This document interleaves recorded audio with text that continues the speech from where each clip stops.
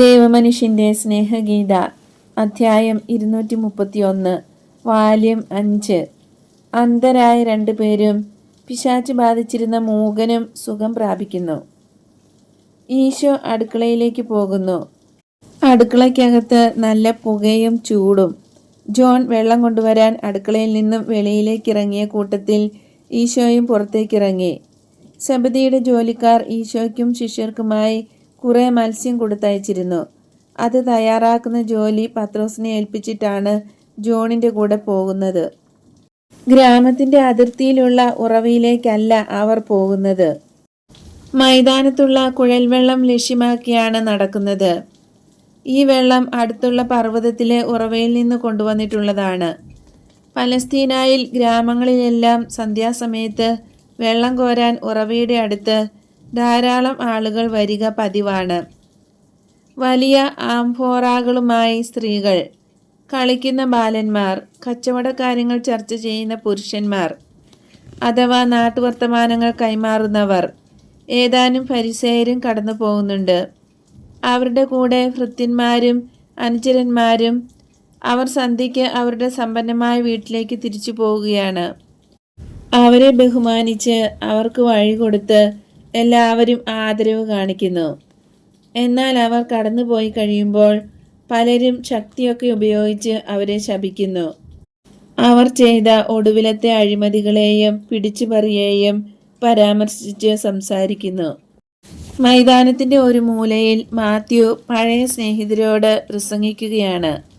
അത് കേട്ടുകൊണ്ട് ഉറിയ എന്ന ഫരിസേയൻ അവജ്ഞയോടെ ഉച്ചത്തിൽ വിളിച്ചു പറയുന്നു: പ്രസിദ്ധമായ മാനസാന്തരങ്ങൾ കൂട്ടുകെട്ടുകളൊന്നും വിട്ടിട്ടില്ല. അതിൽ നിന്നറിയാം പാപത്തോടുള്ള അടുപ്പം ഇപ്പോഴും ഉണ്ടെന്ന്. ഹഹഹ. മാത്യു ദേഷ്യപ്പെട്ട് തിരിഞ്ഞു നിന്ന് പറയുന്നു: അത് നീണ്ടു നിൽക്കുന്നത് അവരെ മാനസാന്തരപ്പെടുത്തുന്നതിനാണ്. അതിൻ്റെ ആവശ്യമൊന്നുമില്ല. നിന്റെ ഗുരു ധാരാളം മതി. നീ ശരിക്കും സുഖം പ്രാപിച്ചെന്ന് ധരിച്ച് ഞാൻ പറയുന്നു. വീണ്ടും രോഗം വരാതിരിക്കണമെങ്കിൽ നീ അകന്നു നിൽക്കുകയായിരിക്കും നല്ലത്. മാത്യു സ്വയം നിയന്ത്രിക്കാനുള്ള ശ്രമത്തിൽ വയലറ്റ് നിറമാകുന്നു. പേടിക്കുകയൊന്നും വേണ്ട, പ്രതീക്ഷയില്ലാത്തവനായിരിക്കുക എന്ന് മാത്രം മറുപടി കൊടുക്കുന്നു. എന്ത്? ഞാൻ വീണ്ടും ചുങ്കക്കാരനായ ലേവിയായി തീരുമെന്ന് പേടിക്കേണ്ട. ഈ ആത്മാക്കളെ നഷ്ടപ്പെടുത്താനായി ഞാൻ നിന്നെ അനുകരിക്കുമെന്ന് പ്രതീക്ഷിക്കുകയും വേണ്ട. നീയും നിന്റെ സ്നേഹിതരും ജനങ്ങളിൽ നിന്ന് അവജ്ഞയോടെ അകന്നു നിന്നുകൊള്ളൂ. ഞാൻ എൻ്റെ ഗുരുവിനെ അനുകരിച്ച് പാപികളെ കൃപാവരത്തിലേക്ക് നയിക്കാൻ അവരുടെ പക്കലേക്ക് പോകുന്നു. ഉറിയായ്ക്ക് ഒരു നല്ല മറുപടി പറയണമെന്നുണ്ട്. എന്നാൽ വേറൊരു പ്രീശൻ, വൃദ്ധനായ ഏലി അതിലെ വന്ന് പറയുന്നു: നിന്റെ പരിശുദ്ധിയും നിന്റെ നാവും അശുദ്ധമാക്കേണ്ട സ്നേഹിത, എന്താ എൻ്റെ കൂടെ വരൂ എന്ന് പറഞ്ഞ് കൈകോർത്ത് പിടിച്ച് അയാളുടെ വീട്ടിലേക്ക് കൊണ്ടുപോവുകയാണ്. ഈ സമയത്ത് ജനം, പ്രത്യേകിച്ച് കുട്ടികൾ, ഈശോയുടെ ചുറ്റും വന്നുകൂടി. കുട്ടികളുടെ ഗണത്തിൽ ടോബിയും യോവന്നായും സഹോദരന്മാർ ഉണ്ട്. കുറേ നാൾ മുമ്പ് അത്തിപ്പഴത്തിനായി വഴക്കുണ്ടാക്കിയ 2 കുട്ടികൾ. ഈശോയുടെ ശരീരത്തിൽ കെട്ടിപ്പിടിച്ച് തൂങ്ങിക്കിടന്നുകൊണ്ട് അവർ പറയുന്നു: കേൾക്കൂ, കേൾക്കൂ, ഇന്നും ഞങ്ങൾ നല്ലവരായിരുന്നു. നിന്നെ ഓർത്ത് ഞങ്ങൾ കളിയാക്കുകയും വഴക്ക് പിടിക്കുകയും ചെയ്തിട്ടില്ല. ഞങ്ങൾക്ക് ഒരു ചുംബനം തരുമോ? അപ്പോൾ എന്നെ ഓർത്ത് നിങ്ങൾ നല്ലവരായിരുന്നു അല്ലേ? എത്രയധികം സന്തോഷമാണ് നിങ്ങൾ എനിക്ക് തരുന്നത്. ഇതാ എൻ്റെ ചുംബനം. നാളെ ഇപ്പോഴത്തേതിലും നല്ലവരാകണം. അതാ ജെയിംസ്, മാത്യുവിൻ്റെ പണസഞ്ചി എല്ലാ സാപത്തിലും ഈശോയുടെ പക്കൽ കൊണ്ടുചെന്ന് കൊടുത്തിരുന്ന ബാലൻ. അവൻ ഈശോയോട് പറയുന്നു: കർത്താവിൻ്റെ ദരിദ്രർക്ക് കൊടുക്കാൻ മാത്യു ഇപ്പോൾ ഒന്നും തരുന്നില്ല. എന്നാൽ ഞാൻ നല്ലവനായി പ്രവർത്തിക്കുമ്പോൾ അവർ എനിക്ക് തരുന്ന നാണയങ്ങൾ ഞാൻ സൂക്ഷിച്ചു വച്ചിട്ടുണ്ട്. അതിപ്പോൾ നിനക്ക് ഞാൻ തരാം. എൻ്റെ വല്യപ്പന് വേണ്ടി നീ അത് ദരിദ്രർക്ക് കൊടുക്കുമോ? തീർച്ചയായും കൊടുക്കാം. നിന്റെ വല്യപ്പന് എന്ത് പറ്റി? ഇപ്പോൾ നടക്കാൻ പറ്റുന്നില്ല. വളരെ പ്രായമായി. കാലിന് ബലമില്ല. അതുകൊണ്ട് നിനക്ക് ദുഃഖമാണോ? അതെ, എൻ്റെ ഗുരു വല്യപ്പനായിരുന്നു. ഞങ്ങൾ ഒരുമിച്ച് നാട്ടിൻ പുറത്തേക്ക് പോകുകയും അവിടെ വച്ച് എന്നോട് ഒരുപാട് കാര്യങ്ങൾ പറയുകയും ചെയ്തിട്ടുണ്ട്. കർത്താവിനെ സ്നേഹിക്കാൻ എന്നെ പഠിപ്പിച്ചു. ഇപ്പോഴും എന്നെ പഠിപ്പിക്കുന്നുണ്ട്. ജോബിൻ്റെ കാര്യം പറഞ്ഞു തന്നു. ആകാശത്തിലെ നക്ഷത്രങ്ങൾ കാണിച്ചു തന്നു. എന്നാൽ അതെല്ലാം കസേരയിൽ ഇരുന്നാണ് പറഞ്ഞു തരുന്നത്. മുമ്പിലത്തേതെല്ലാമായിരുന്നു കൂടുതൽ രസം. നിന്റെ വല്യപ്പൻ്റെ അടുത്ത് ഞാൻ നാളെ വരാം. നിനക്ക് സന്തോഷമായില്ലേ? ജെയിംസിൻ്റെ സ്ഥാനത്ത് ഇപ്പോൾ ബെഞ്ചമിനാണ്.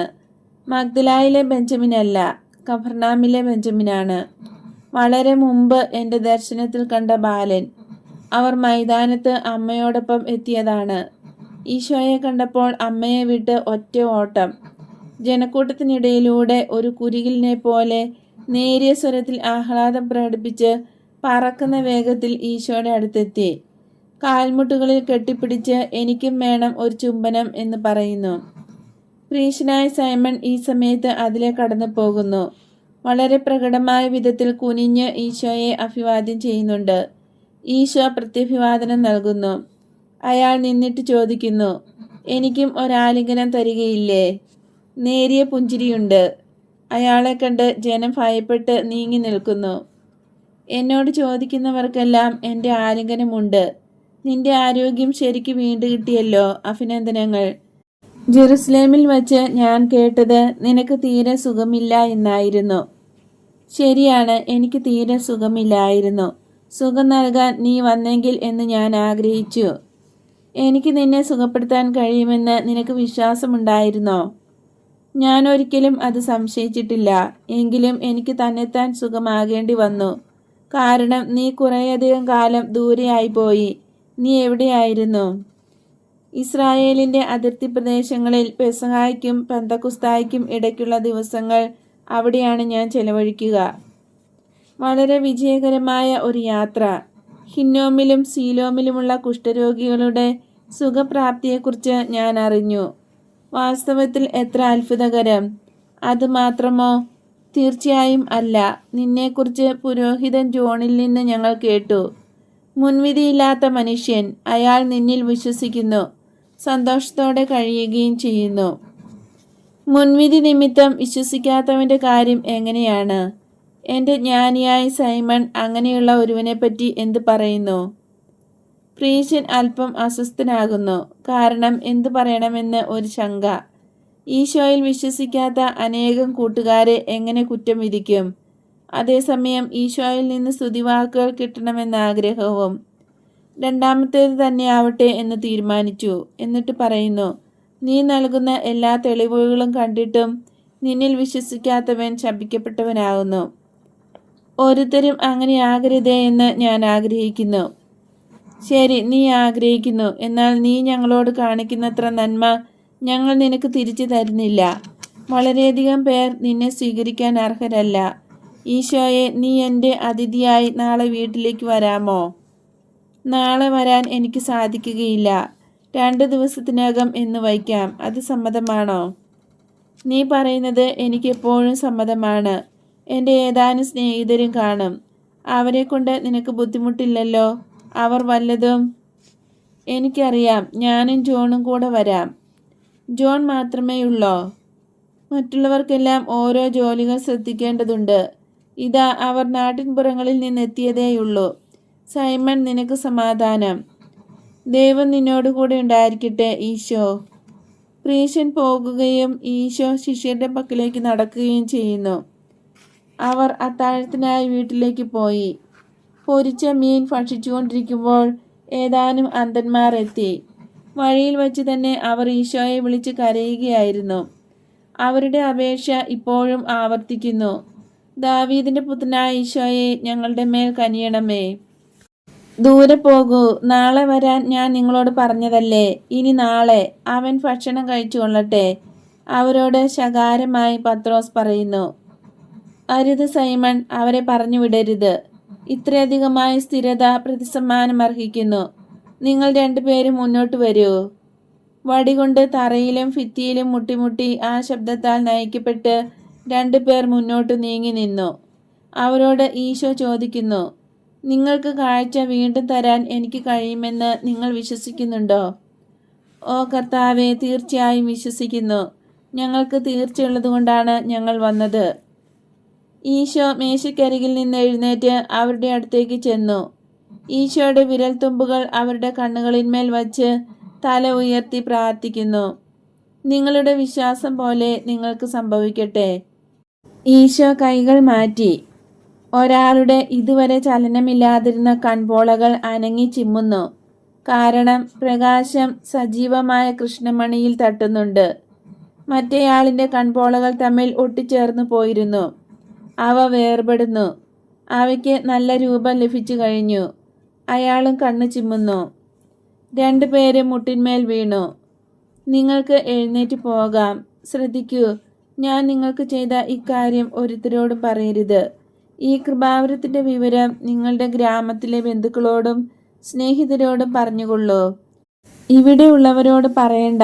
അതുകൊണ്ട് നിങ്ങളുടെ ആത്മാക്കൾക്ക് ഒരു നന്മയും ഉണ്ടാകാൻ പോകുന്നില്ല.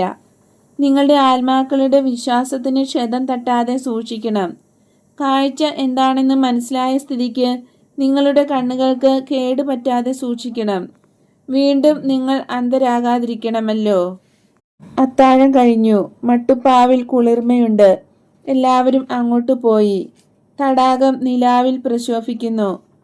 മട്ടുപ്പാവിൻ്റെ അരഭിത്തിയിലിരുന്ന് ഈശോ തടാകത്തിൻ്റെ വെള്ളി പോലുള്ള തിളക്കം ആസ്വദിക്കുന്നു. മനസ്സ് എവിടെയൊക്കെയോ ആണ്.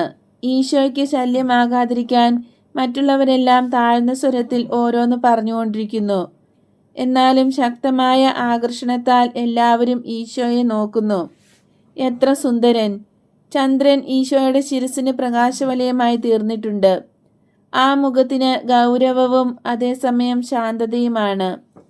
തല അല്പം പിന്നിലേക്ക് ചരിച്ചാണിരിക്കുന്നത്. പടർന്നു കിടക്കുന്ന ഒരു മുന്തിരിത്തണ്ടിന്മേൽ ചാരിയിട്ടുണ്ട്. ആ നീലക്കണ്ണുകൾ പ്രകാശമുള്ള കല്ലുകൾ പോലെ ഇരിക്കുന്നു. എല്ലാറ്റിനെയും സമാധാനത്തിൻ്റെ അലകൾ കൊണ്ട് അഭിഷേകം ചെയ്യുന്നു. ആ കണ്ണുകളിൽ നിന്ന് പ്രകാശം ഒഴുകിക്കൊണ്ടിരിക്കുന്നു. ചിലപ്പോഴെല്ലാം നക്ഷത്രങ്ങൾ വാരി വിതറിയിട്ടുള്ള ആകാശത്തിലേക്ക് നോക്കുന്നുണ്ട്. ചിലപ്പോൾ താഴെ കുന്നുകളെയും തടാകത്തെയും അങ്ങകലെ എവിടെയോ എല്ലാം നോക്കുന്നു. ആ കണ്ണുകൾ മാത്രം കാണുന്ന എന്തിനെയോ നോക്കി പുഞ്ചിരി തൂകുകയും ചെയ്യുന്നുണ്ട്. മടങ്ങി മടങ്ങി കിടക്കുന്ന മുടി ഇളം തെന്നലിൽ ഇളകുന്നു. ഒരു വശത്തേക്ക് ചെരിഞ്ഞാണ് ഈശോ ഇരിക്കുന്നത്. ഒരു പാദം നിലത്ത് മുട്ടിയിട്ടുണ്ട്. മറ്റേത് ഏതാനും ഇഞ്ചു പൊങ്ങിയിരിക്കുന്നു. കൈകൾ മടിയിൽ വച്ചിരിക്കുകയാണ്. വെള്ളവസ്ത്രം ഈശോയുടെ മഹിമയെ ഒന്നുകൂടി ശക്തമാക്കുന്നു. ചന്ദ്രികയിൽ അത് വെള്ളിപോലെ ശോഭിക്കുകയാണ്. കൈകളും ഭംഗിയേറിയ വിരലുകളും ദന്തനിർമ്മിതമെന്ന പോലെ മനോഹരം. വീതിയുള്ള നെറ്റിത്തടം, നീളമുള്ള നാസിക, ദീർഘവൃത്താകൃതിയിലുള്ള കവിൾത്തടം, ഇളം ചെമ്പ് നിറമുള്ള താടിമീശ, എല്ലാം സൗന്ദര്യം തുളുമ്പുന്നു. ഗുരുവേ, അങ്ങ് ക്ഷീണിതനാണോ? പത്രോസ് ചോദിക്കുന്നു. നീ ആകെ വിളറി ചിന്താമഗ്നനായിരിക്കുന്നത് പോലെ തോന്നിക്കുന്നു. ഞാൻ ചിന്തിക്കുകയായിരുന്നു.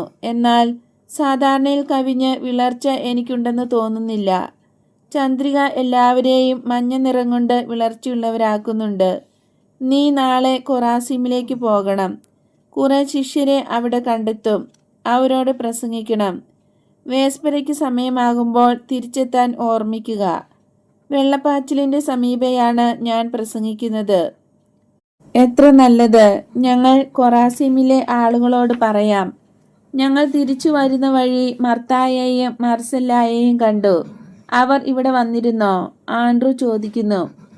അവർ വന്നിരുന്നു. മഗ്ദലായിൽ മേരിയെക്കുറിച്ച് വലിയ സംസാരമാണ്. അവൾക്ക് ഇപ്പോൾ സദ്യകളില്ല. വീട്ടിൽ നിന്ന് പുറത്തേക്ക് പോകുന്നില്ല. കഴിഞ്ഞ പ്രാവശ്യം ഞങ്ങൾ താമസിച്ച ആ സ്ത്രീയുടെ വീട്ടിലാണ് ഇത്തവണയും താമസിച്ചത്. ബെഞ്ചമിൻ എന്നോട് പറഞ്ഞു, എന്തെങ്കിലും വികൃതി കാണിക്കണമെന്ന് തോന്നുമ്പോൾ അവൻ നിന്നെക്കുറിച്ച് ചിന്തിക്കുകയും. എന്നെയും അതും കൂടി പറയൂ ജെയിംസ്, കറിയോത്തുകാരൻ പറയുന്നു. അവൻ അങ്ങനെ പറഞ്ഞില്ലല്ലോ. എന്നാൽ അവൻ അത് ഉദ്ദേശിച്ചിട്ടുണ്ട്. അവൻ പറഞ്ഞതല്ലേ, എനിക്ക് സുന്ദരനാകേണ്ട, വികൃതിയായാൽ മതിയെന്ന്. എന്നിട്ട് കടക്കണ്ണുകൊണ്ട് എന്നെ ഒരു നോട്ടം. അവന് എന്നെ തീരെ ഇഷ്ടമില്ല. യാതൊരു പ്രാധാന്യവുമില്ലാത്ത അനിഷ്ടം. യൂദാസെ, അത് മറന്നു കളയുക, ഈശോ പറയുന്നു. അതെ ഗുരുവേ, എന്നാലും അതോർക്കുമ്പോൾ ഒരു. ഗുരു അവിടെയുണ്ടോ? ആരോ വഴിയിൽ നിന്ന് വിളിച്ചു ചോദിക്കുന്നു. ഉണ്ട്, ഇവിടെയുണ്ട്. എന്നാൽ ഇപ്പോൾ എന്താണ് വേണ്ടത്? പകലിന് നീളം തികയുന്നില്ലേ? സാധുക്കളായ തീർത്ഥാടകരെ ഈ സമയത്ത് ബുദ്ധിമുട്ടിക്കുന്നത് ഭംഗിയാണോ? പോയിട്ട് നാളെ വാ, പത്രോസ് ദൃഢസ്വരത്തിൽ പറയുന്നു. മൂകനായ ഒരു പിശാച് ബാധിതൻ ഞങ്ങളുടെ കൂടെയുണ്ട്. അതാണ് വിഷമം. അവൻ 3 പ്രാവശ്യം ഞങ്ങളുടെ പിടി വിടുവിച്ച് ഓടിപ്പോയി. അല്ലായിരുന്നെങ്കിൽ ഞങ്ങൾ കുറച്ച് നേരത്തെ ഇങ്ങെത്തുമായിരുന്നു. ഞങ്ങളെ ഒന്ന് സഹായിക്കൂ. അധിക സമയമാകേണ്ട.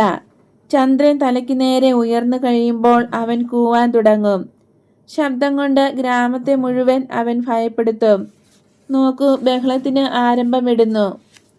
ഈശോ എഴുന്നേറ്റ് ആ വശത്തേക്ക് ചെന്ന് അരഭിത്തിയുടെ മുകളിൽ കുനിഞ്ഞു താഴേക്ക് നോക്കുന്നു. അപ്പസ്തോലന്മാരെല്ലാവരും അപ്രകാരം കുനിഞ്ഞു നോക്കുന്നുണ്ട്. മുകളിലേക്ക് നോക്കി നിൽക്കുന്ന മുഖങ്ങളുടെ ഒരു നിര.